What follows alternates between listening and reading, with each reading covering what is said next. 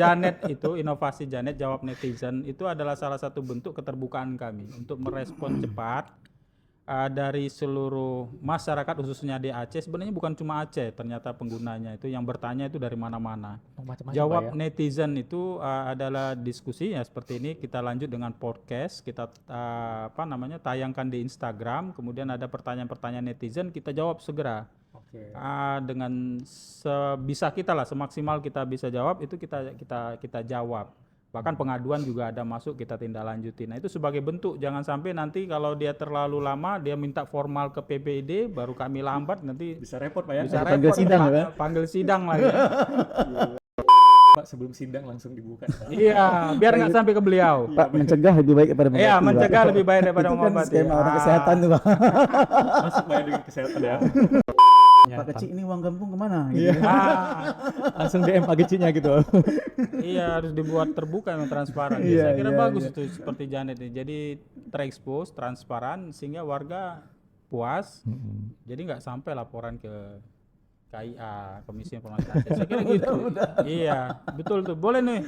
Boleh, Pak. Replikasi Janet boleh. Mau bikin podcast desa juga boleh. Nanti dibilang plagiat ya, susah. Nggak dimodifikasi. Kan pada nanti surat saya menyetujui sana menyatakan replikasi. Siap, siap. Kan boleh. Ya. Pak Yudi juga nggak capek-capek nih, jadi simple kerjaannya kalau sudah seperti ini. Pak Yudi sebelum diminta klarifikasi langsung klarifikasi duluan ya. Iya. Jadi kalau Sebelum ditanya udah jawab duluan. udah jawab duluan, nanti kalau ditanya nonton YouTube saya tuh. Nggak capek-capek ya. Jadi belum ada soalnya jawabannya udah keluar ya. Udah bocor duluan. Iya betul.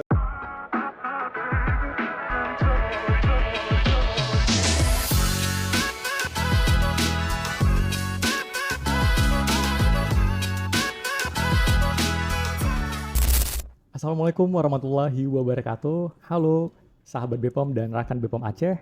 Selamat datang di podcast Berbisik, berbincang asik bersama BPOM Aceh. Podcast ini hadir sebagai pengembangan dari inovasi Jawab Netizen atau Janet, ruang interaktif BPOM Aceh yang kini kami kemas lebih santai, lebih hangat, dan juga penuh makna. Di sini kami menghadirkan narasumber inspiratif dan membahas isu-isu terkini terkait kosmetik, obat-obatan, hingga inovasi layanan publik. Setiap episode disajikan dengan gaya bincang yang dekat dengan masyarakat, jelas, edukatif, dan juga menyenangkan. Dari lab hingga lini terdepan pelayanan, dari fakta ilmiah hingga tantangan di lapangan, semua dikupas dengan berani dan terbuka demi menjawab pertanyaan dari masyarakat. Dan terima kasih banyak kepada Perpustakaan Unsiah hari ini. Kita dikasih tempat ya Pak ya, Iya. tempat yang Iya, nyaman, Luar biasa. cozy untuk kita mengadakan podcast. Dan podcast kali ini kita akan membahas tema yang sangat penting nih teman-teman, tentang lindungi negeri lewat literasi terkini dan keterbukaan informasi. Telah hadir bersama kita dua narasumber yang luar biasa. Ada Pak Yudi, Kepala BPOM Aceh, dan juga Siap. Bapak Vicky, Komisioner Komisi Informasi Aceh, bidang penyelesaian sengketa informasi Komisi Informasi Aceh ya. Selamat datang Selamat datang. Pak Vicky. Kalau saya sama Pak Yudi udah biasa. Terima kasih Pak, terima kasih. Udah kayak tuan rumah jadi. Iya. Padahal lagi numpang di tempat orang. Iya, padahal kita lagi numpang ya Pak ya. Nah, Bapak kita mulai dari hal yang mendasar dulu nih, tentang Iya. keterbukaan informasi publik. Sekarang masyarakat itu kan semakin kritis ya. Dan juga kita tahu kita butuh informasi yang jelas nih, Bapak. Pertanyaannya, bagaimana sebenarnya makna keterbukaan informasi ini untuk lembaga negara, khususnya BPOM dan KIA? Mungkin bisa mulai dari Pak Vicky dulu nih. Oke. Terima kasih.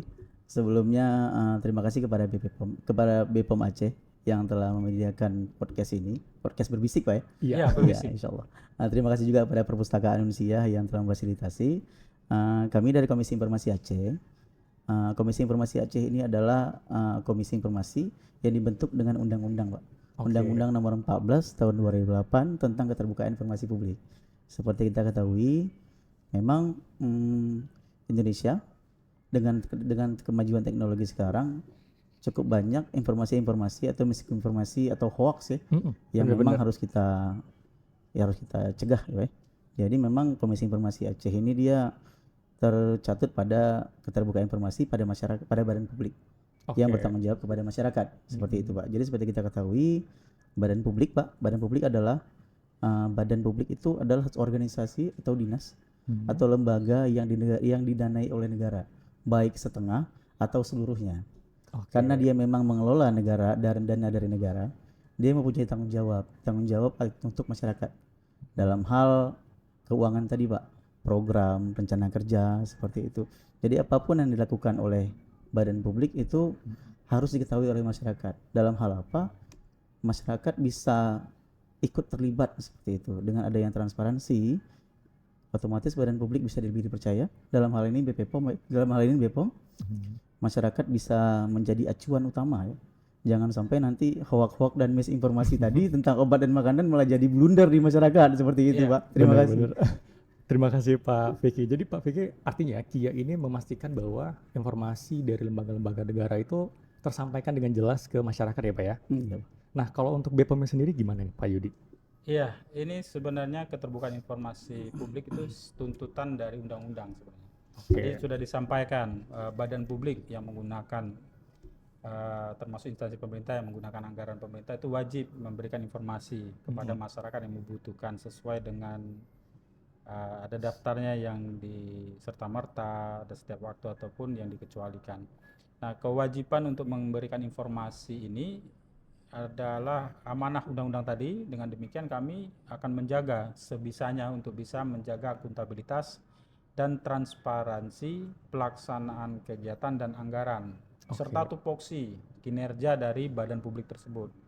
Nah, BPOM Aceh salah satu badan publik yang berusaha terus-menerus ya, juga melalui podcast ini menggandeng juga ahlinya nih dari komisioner Komisi Informasi Aceh untuk bisa membimbing kami ya agar kami sebagai badan publik itu lebih meyakinkan lagi, lebih benar mengikuti ketentuan perundang-undangan untuk lebih transparan dan akuntabel dalam memberikan informasi dan lebih terbuka ya informasi baik yang dibutuhkan oleh mahasiswa yang hadir di bawah ataupun masyarakat umum.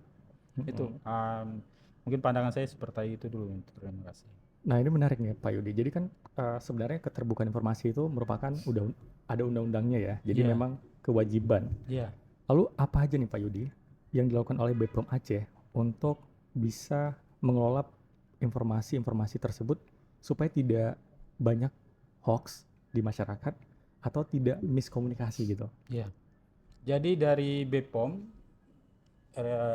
nasionalnya, BPOM RI, BPOM Badan Pengawas Obat dan Makanan itu telah membentuk memang upaya untuk memerangi berita hoax, berinformasi yang salah dengan ada menggunakan tagline kata BPOM.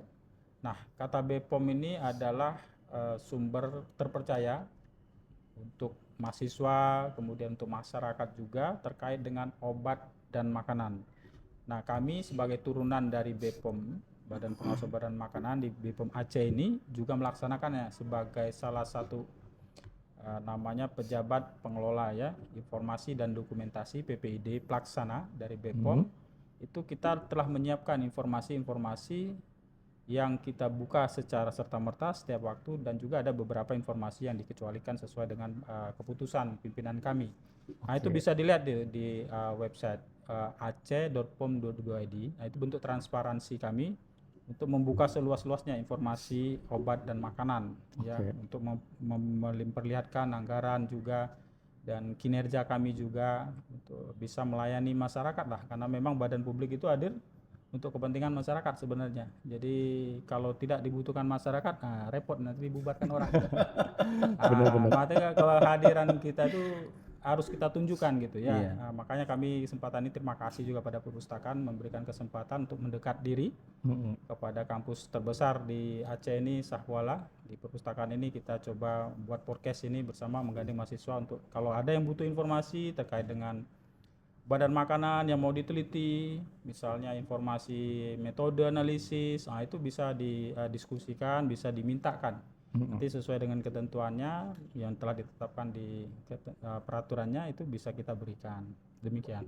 Oke, jadi Pak Yudi selain website, sebenarnya BPOM juga punya channel lain ya, kayak Instagram. Ya, oh ya itu itu kita memang era digital begini edukasi menjadi semi formal kalau saya bilang, Pak. Iya, Pak.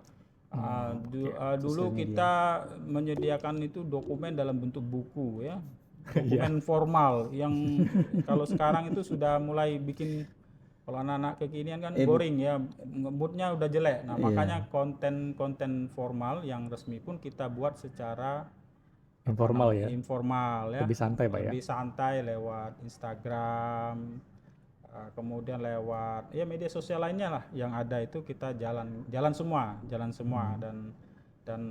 dengan media sosial tersebut ya informasi tetap bisa kita jaga, makanya yang dipegang ini memang kata BPOM. Nah nanti apa-apa yang kata BPOM, nah itulah yang ini berarti yang benar gitu untuk mencegah tadi berita hoax tadi yang sampaikan. Harusnya valid ya. Valid, secara informal penyampaiannya, gitu.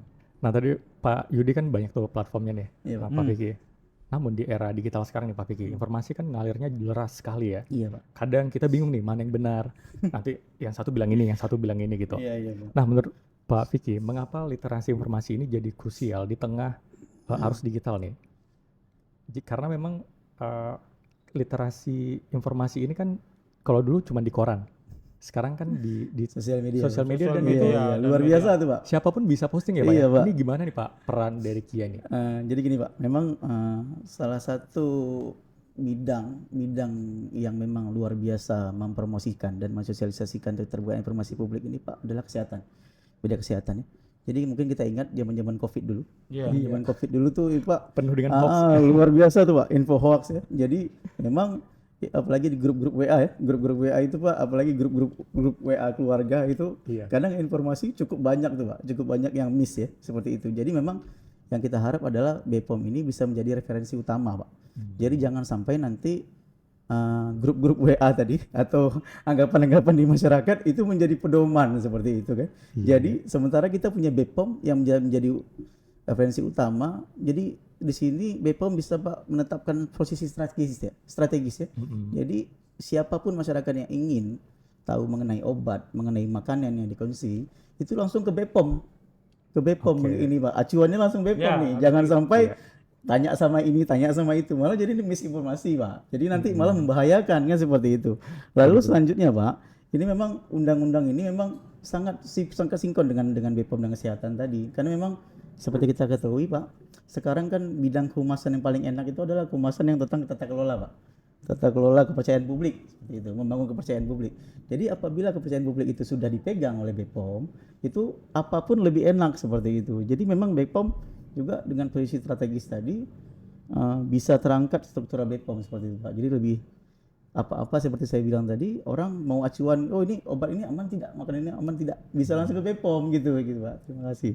Oke Pak Vicky, jadi Pak Vicky sebenarnya harus ada semacam acuan yang jelas ya, untuk supaya informasinya itu tidak hoax ataupun tidak keliru gitu. Iya Pak. Nah saya pengen tanya juga nih sama Pak Vicky, sebenarnya saya penasaran nih. Jadi kan Kia ini adalah komisi yang apakah dia pengawasan juga Pak? Pengawasan untuk badan-badan ini melakukan informasi ke masyarakat? Jadi gini Pak, memang di dalam Undang-Undang Keterbukaan Informasi Publik nomor 14 tahun 2008, Kia itu punya tupoksi 3 Pak. 3. Jadi memang dia sosialisasi tentang keterbukaan informasi publik kepada masyarakat. Jadi menyadarkan masyarakat kalau memang masyarakat berhak tahu loh, gitu seperti itu. Masyarakat punya hak untuk tahu loh tentang dana tadi yang dikelola oleh badan publik, seperti itu. Karena memang uang ini kan dari masyarakat juga ya Pak. Iya benar. Jadi memang uang mereka ini dibuat apa yang digunakan dengan uang tadi, kebijakan apa yang dibuat seperti itu. Jadi memang dengan hal-hal seperti itu, ayo kita sosialisasikan keterbukaan informasi publik, jadi masyarakat lebih aktif Pak.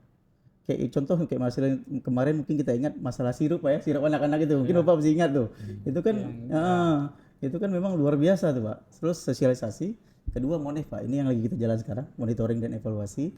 Jadi kita melihat sejauh mana badan publik itu melakukan keterbukaan informasi publik, seperti itu. Jadi dalam satu BPOM ini luar biasa nih Pak.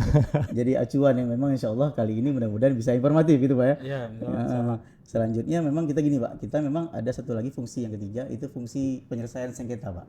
Kalau di bahasa kami itu adjudikasi non litigasi.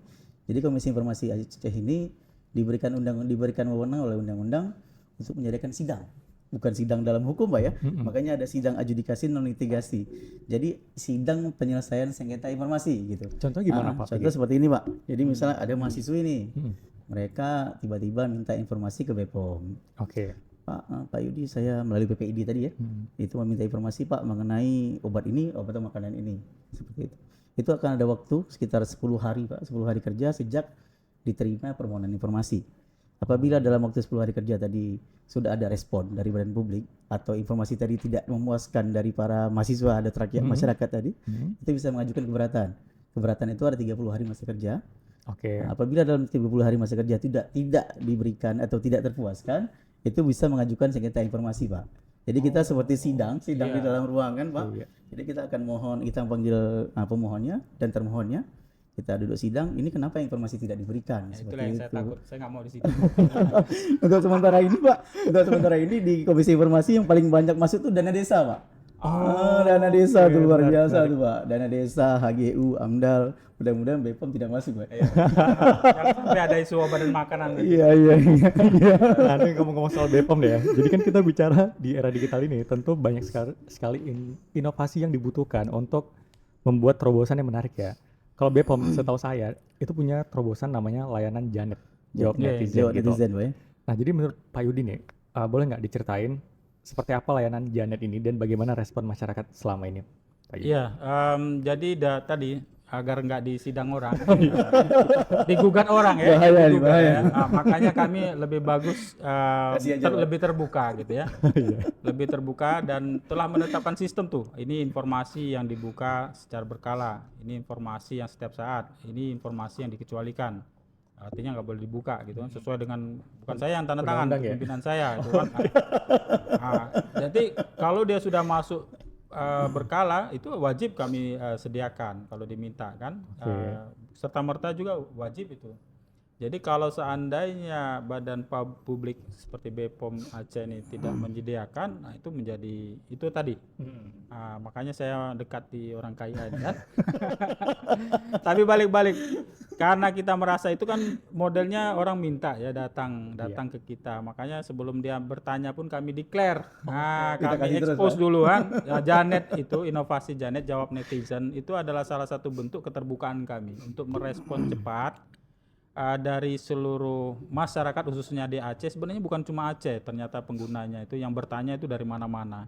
Jawab netizen itu adalah diskusi ya seperti ini, kita lanjut dengan podcast, kita tayangkan di Instagram, kemudian ada pertanyaan-pertanyaan netizen, kita jawab segera. Dengan sebisa kita lah, semaksimal kita bisa jawab itu kita jawab. Bahkan pengaduan juga ada masuk, kita tindak lanjuti. Nah itu sebagai bentuk, jangan sampai nanti kalau dia terlalu lama dia minta formal ke PPID baru kami lambat, nanti bisa repot Pak ya. Bisa repot, panggil sidang lagi ya. Ngeri kan kok sampai sidang ya.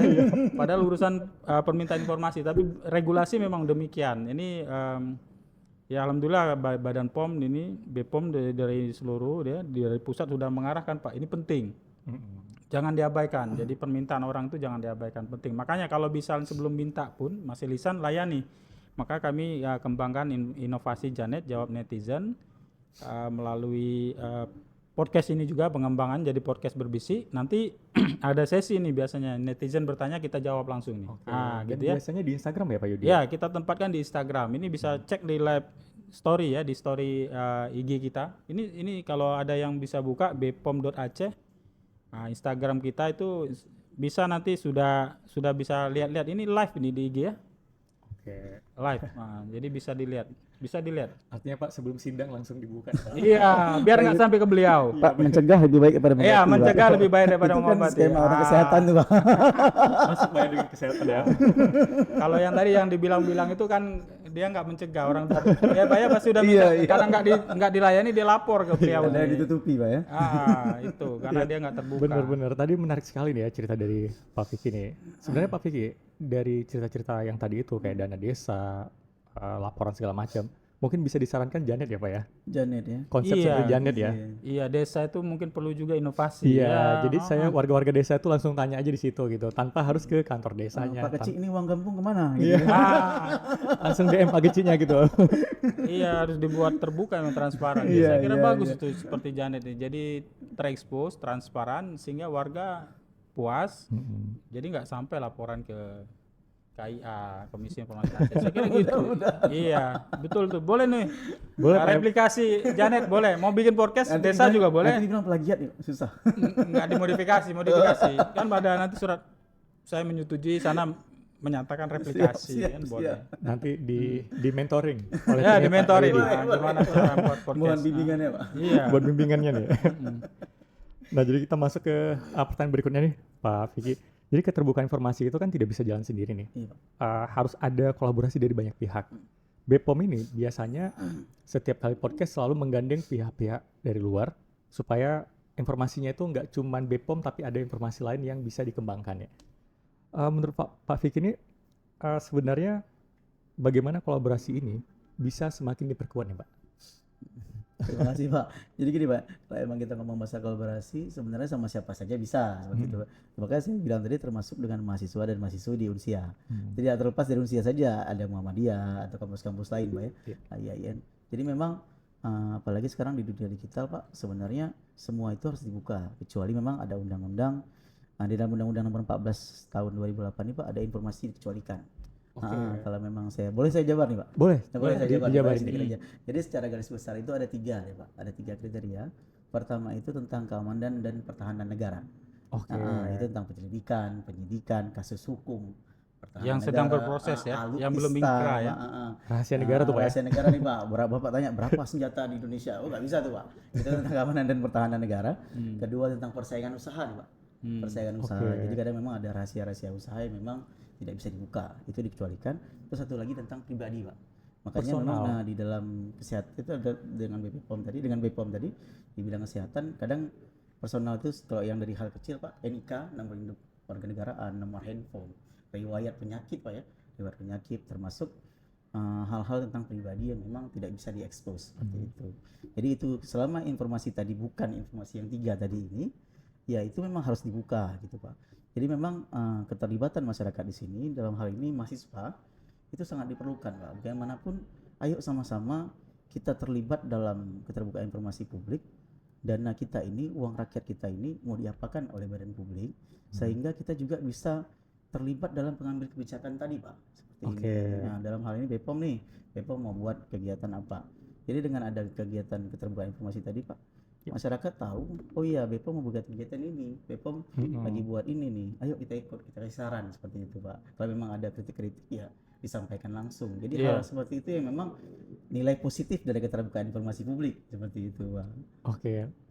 Saya Pak Vicky boleh nggak ya saya bertanya? Ini kan saya penasaran sebagai warga negara ya. Iya. Nah, jadi kan akhirnya saya sering ngelihat pejabat itu kan semakin kencang nih, semakin aktif di sosial media dan semakin bisa menyentuh kami ini yang anak-anak muda gitu. Jadi dia semakin ada bupati yang dia bisa ngelucu gitu, bikin kontennya ringan kayak gitu. Tapi di satu sisi ada juga pejabat-pejabat yang dia itu hanya memposting apel. Nah, iya rapat, maksudnya kan itu apel pagi itu sebenarnya kita tidak perlu tahu juga itu udah kewajiban seperti kita ke kantor absen gitu. Aktivitas itu ya. Aktivitas gitu. Nah menurut Pak Vicky ini itu kenapa ya masih terjadi yang seperti itu? Apakah para pejabat itu masih selalu memakai template yang lama itu atau kekeh gitu sama gaya yang seperti itu? Jadi gini Pak, kita tidak bisa menyalahkan itu juga. Kadang di dalam badan publik ada budaya ya Pak ya. Ada budaya. Mungkin kita bisa sering lihat tuh di seminar atau pelatihan dengan hari ini mari tingkatkan, dengan ini tingkatkan. Iya bahasanya betul. tuh udah template sekali Pak. Jadi bahasanya memang sama ya. Sama terus ya. sama terus. Jadi memang inovasi-inovasi itu yang memang perlu Pak. Dan salah satunya BPOM di sini luar biasa Pak dengan Janetnya, dengan podcast berbisik. Itu hal-hal baru yang memang istilahnya tidak terpikirkan oleh badan publik lain kan seperti itu Pak ya. Dengan langsung aktif istilahnya tanpa mesti diminta BPOM langsung menjawab nih. Jadi memang Jemput bola Pak ya. pemikiran-pemikiran itu yang memang harus Pak. Memang sekarang Pak bagaimanapun pejabat publik harus bisa menyesuaikan Pak. Harus menyesuaikan dengan kemajuan teknologi sekarang. Jadi memang seperti penggunaan sosial media, pejabat-pejabat publik sekarang memang maaf kita bilang gaptek nih Pak ya. Jadi ayo sebenarnya ada tenaga-tenaga ahli mereka, ayo edukasi pejabat publik kita untuk hal-hal seperti itu. Lagian juga memudahkan sih ya Pak Yudi ya. Pak Yudi juga nggak capek-capek nih, jadi simple kerjaannya seperti ini. Pak Yudi sebelum diminta klarifikasi langsung klarifikasi duluan ya. Iya. Jadi kalau Sebelum ditanya udah jawab duluan. udah jawab duluan, nanti kalau ditanya nonton YouTube saya tuh. Enggak Jadi- capek ya. Jadi belum ada soalnya jawabannya udah keluar ya. Udah bocor duluan. Curang. Udah bocor duluan. Iya. Nah, jadi Pak Yudi ngomong-ngomong nih soal literasi digital ya. Gimana Pak Yudi melihat peran mahasiswa sebagai agen literasi publik nih? Kan mahasiswa aktif sekali ya Pak Yudi Iya, sekarang iya. ya. Jadi jujur kami hadir di perpustakaan Sahkuala ini juga, Universitas USK ya. Ini juga ingin menggandeng mahasiswa untuk menjadi agen literasi digital terkait dengan obat dan makanan. Menghubungkan kepada seringkali mahasiswa ini akan berinteraksi dengan masyarakat. Jadi agen ini maksudnya informasi yang ada dari BPOM Aceh, baik melalui website aceh.pom.go.id maupun media online kita, platform seperti Instagram, TikTok, Facebook, kita aktif cuma X dan YouTube. Itu bisa diteruskan, bisa memberikan informasi lebih lanjut. Di follow Pak ya. Ya, di samping follow dia bisa Pak menjadi pembicara juga, menyampaikan informasi obat dan makanan kepada orang-orang di sekitar dia. Nah, setelah mengikuti merujuk pada literatur ataupun konten yang dibuat oleh BPOM baik di media YouTube maupun di media sosial di Instagram kita. Jadi harapan kami sih itu mahasiswa nanti kalau memang mereka tidak tahu bisa bertanya ke Instagram kita itu. Nanti kita respon kok Pak cepat. Kemudian bisa dimanfaatkan pribadi, bisa juga untuk kemudian menjadi agen kita untuk bisa menyampaikan kepada pihak-pihak lain juga bisa. Jadi saya kira media online ini memudahkan mahasiswa misalnya mencari literatur terkait dengan obat dan makanan. Salah satu rujukannya ya bisa ke BPOM. Salah satu Rujukan utama rujukan. sih Pak.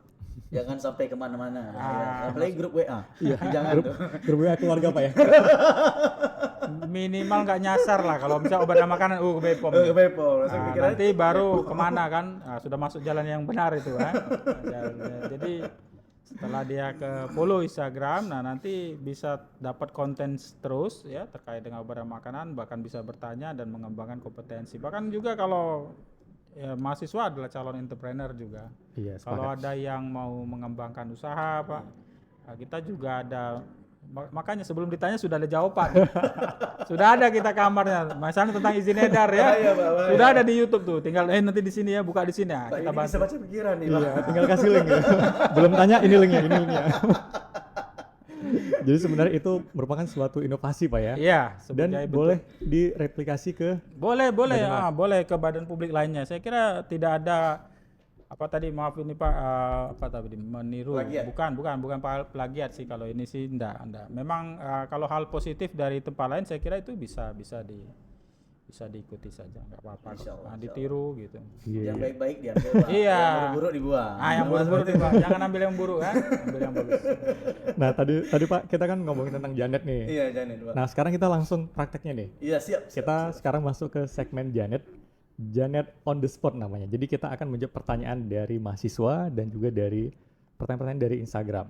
Yang pertama dari akunnya @ashraffatin. Pertanyaannya, berapa lama BPOM Aceh ngasih info setelah ada permintaan informasi, Pak? Berapa lama? Waduh, kalau jamnya ini saya nggak.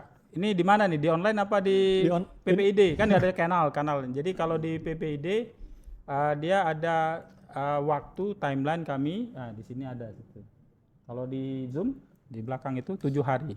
Oke. Nah, itu permintaan secara resmi tertulis. Surat gitu, Pak. Misalnya meminta data dan informasi terkait dengan jumlah ataupun persentase obat misalnya yang tidak memenuhi syarat atau kosmetik yang tidak memenuhi syarat yang beredar di kota Banda Aceh. Iya. Nah, itu bisa. Sebenarnya datanya juga sudah ada di website, tinggal di download aja. Maksudnya tinggal ngambil dari laporan tahunan, tahun ini sekian bisa ngolah juga. Nah, tapi kalau dia minta istilahnya lansam bisa juga. Tapi timeline 7 hari, tapi nggak sampai segitulah. Di undang-undang 10 hari, Pak Yudi 7 hari, Pak. Memang luar biasa BPOM ini. Hemat Undang-undang 3 10 hari ya? Undang-undang 10 hari, Pak. Saya dibisikin selama ini 7 hari udah kelamaan 10 loh hari Pak. masa kerja, Pak. Tapi Pak Yudi kalau misalnya pertanyaan yang ringan-ringan bisa langsung jawab Langsung ke dari IG, bisa ya. yang ringan. Misalnya minta data nih. Minta data tuh berarti kan ada formatnya. dokumen ataupun informasi yang kalau dikutip di IG kan kepanjangan kira-kira gitu. Yep. Nah, jadi kita seperti itu. Oke. Nah, tapi kalau dia permintaan datanya secara formal, maka dia harus melengkapi identitasnya. Ketentuan PBD juga mengatur, yaitu melengkapi identitas diri, surat permintaan, Tujuan, Pak. dan Tujuan ya, permintaan tujuan permintaan informasi. Untuk apa, Pak? Permohonan Untuk apa? informasi dari bank. Oh, oke, harus ada jelas ya. ada mekanismenya, ada mekanisme di PPID. Bahkan kalau buka di subsite kami itu nanti aceh.pom.go.id, begitu dibuka nanti nongolnya duluan malah mau minta apa. Langsung disodorin ya ini. Nge-pop up dia. Yang di pop up malah permintaan informasi duluan. Iya. Jadi Seharusnya wajah Pak Yudi penting gitu. langsung tunjuk kemari gitu. Atau keberatan gitu kan ada itu. Kalau di IG juga bisa kita layani. Kalau di IG lebih cepat Pak ya. Lebih Misalnya cepat, cuma memang nggak informatifnya nggak bisa data yang apa namanya banyak ya. yang banyak ya, Ya, yang karena butuh misalnya perlu direkap, perlu di ini, nah itu membutuhkan waktu. oke. Jadi kalau cuma pertanyaan ringan itu bisa. Oke, kita masuk ke pertanyaan yang kedua nih. Ini dari nama akunnya susah-susah ya. SLS Sila. Bagaimana kita bisa bedain logo asli dan logo BPOM yang palsu? Gitu. Jadi kalau untuk mengetahui untuk produk tersebut apa betul izin edarnya adalah dari BPOM atau tidak, itu ada aplikasi. Oke. Nah, jadi sebelum ditanya sudah ada jawabannya. Namanya BPOM Mobile, tinggal Nggak di seru nih, download. Pak. Nggak seru nih, Pak. Langsung jawab nih, Pak. Langsung ada, langsung disiapkan ini ya. Tinggal download BPOM Mobile, nanti tinggal di scan. Nah, atau input nomor itu. Nah, di input nomor izin edarnya, misalnya makanan IMD berapa angkanya kan? Atau biasanya yang sering dipalsukan ini obat tradisional. Iya, jamu. Pak Indonesia. Jadi masukkan kodenya TR, ada 9 angka, tuh nanti di enter di situ. Nah itu apa namanya beberapa kami temukan memang yang terdaftar apa, nanti yang barang ini berbeda. Nah, itu indikasi produk tersebut palsu. Atau gini kosmetik ngomongnya dijual di online. Ini produk kosmetik sudah ber-BPOM, ada logo BPOM ya. Nah, mungkin itu yang ditanya tuh. Ada kasih nomor. Nah, nomornya bisa dicek tuh di BPOM Mobile, dicek. Yang kita nggak bisa lihat ini. Nah, itu nanti keluar. Oh, ternyata nama produknya ini. Nah, yang dijual nih apa? Nah, itu seringkali nomor orang atau nomornya nggak ditemukan. Berarti itu palsu barangnya. Aspal. Ngaku-ngaku doang itu terizin, padahal dia nomor fiktif jadi jatuhnya. Bener-bener. Jadi cek di BPOM Mobile itu. Download aja di aplikasinya di App Store tuh, BPOM Mobile. BPOM Mobile Pak ya, baik. Nah kalau misalnya dari Pak Vicky ini gimana Pak bedain misalnya ada suatu informasi dari dinas. Ini saya ingat nih, beberapa bulan yang lalu ada informasi bahwa diberikan bantuan dana untuk kita menjadi pengusaha. Jadi semua ramai ke kantor gubernur. Kalau Bapak masih ingat beberapa bulan yang lalu. Iya ada itu ya. Nah itu gimana Pak ngebedain ini tuh asli atau enggak gitu? Informasi Kan takutnya yang beredar nih ya. Iya. Jadi gini, Pak, memang kalau informasi seperti itu kita susah di Bandung, Pak. Memang dari Komisi Informasi juga tidak masuk ke cakupan itu karena memang kita Komisi Informasi ini kan bukan gudangnya informasi, Pak ya. Kan gitu ya. Nah, itu kita, supaya jelas nih. itu jelas nih. Jadi memang jadi di sini memang seperti itu, Pak. Ya memang dari kitanya harus diliterasi dulu, Pak. Harus diliterasi dulu ini informasi benar atau tidak. Pertama dari webnya, Pak. Web yang tadi informasi itu betul atau tidak. Karena jelas-jelas itu blogspot. Ya itu Pak. Iya, betul Pak. Promnya prom aneh nih. Jadi memang dari kita sendiri kita harus lihat dulu. Lalu kan sekarang, Pak, hampir semua badan publik punya situs sih, Pak. Semua punya hampir website semua badan ya? publik punya situs. Jadi memang tinggal buka saja situsnya. Contoh nih BPOM Aceh, langsung keluar. Atau misalnya Kemnaker Aceh, atau Dinas Tenaga Kerja Aceh, langsung keluar. Jadi klik saja, benar tidak di situ ada. Iya benar-benar. sebenarnya kita juga harus memvalidasi dulu ya datanya ya sebelum Ja- kita percaya. Jangan latah sih Pak. Oh, ya. Itu ya Pak Edi ya. Iya. Jangan FOMO ya, anak muda bilangnya FOMO Pak. Kalau bahasa kami dulu latah Pak. Sekarang Apa FOMO itu? FOMO. Panjangannya apa? Fear of missing out. Ya, Fear of missing out. Oh, takut kehilangan ini Momen. tren-tren terkini kayak gitu. Kalau kita Pak ini Pak, itulah dari kita Latah bisa ya. bilang latah. saya nggak latah, saya FOMO. Pak ini Gen Z, Gen Z. Hari ini baru tanya tadi FOMO apa. Baik, Pak kita masuk ke pertanyaan terakhir ya. Ini dari Imani Raka. Jajanan kaki lima banyak yang belum ada sertifikat aman dari BPOM nih Pak. Apakah itu aman dikonsumsi? Pak Yudi. Iya, terima kasih atas pertanyaannya. Jadi produk obat dan makanan, terutama makanan, itu tidak semuanya harus memiliki izin edar. Yep. Tidak semuanya. Jadi pertama yang wajib memiliki izin edar itu adalah yang bersertifikasi wajib SNI seperti AMDK itu air minum dalam kemasan. Kemudian ada produk-produk frozen food itu harus ke BPOM yang tahan 7 hari lebih. Ada juga yang 7 hari lebih tapi dia resikonya rendah cukup di PIRT kan. Oke. Nah, tetapi kalau yang mohon maaf ini yang KG5 itu malah memang disajikan di depan konsumen, berarti fresh itu terkategori pangan olahan siap saji. Oke. POS, pangan olahan siap saji, kayak MBG itu. Oh, Nggak perlu iya. izin edar porsi itu. Karena langsung ya. Langsung dibuat dan langsung diberikan. Karena cuma beberapa jam setelah diproduksi langsung dikonsumsi masyarakat, maka itu nggak perlu.